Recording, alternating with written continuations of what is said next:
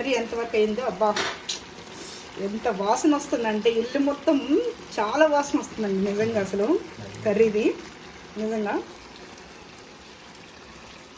ఉప్పు చూసుకోవడానికి టేస్ట్ చేశా, ఎక్సలెంట్. ఉప్పు కూడా సరిగ్గా సరిపోయింది.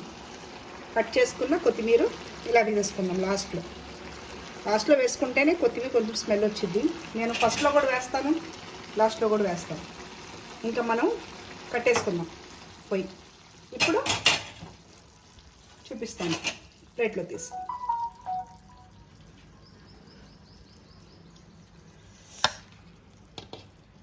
ఇలాగా జ్యూసీగా ఉంటేనే బాగుంటాయండి కూరలు.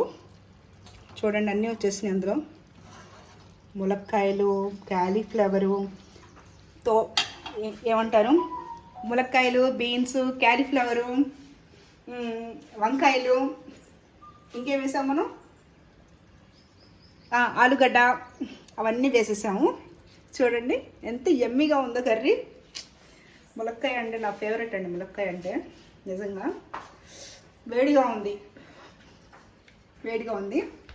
ఈ వీడియో మీకు మిక్స్డ్ వెజిటేబుల్ వీడియో మీకు నచ్చితే మాత్రం లైక్ చేయండి, కామెంట్ చేయండి, సబ్స్క్రైబ్ చేయండి, బెల్ ఐకాన్ మాత్రం ప్రెస్ చేయండి. ఓకేనా? Thank you so much for watching.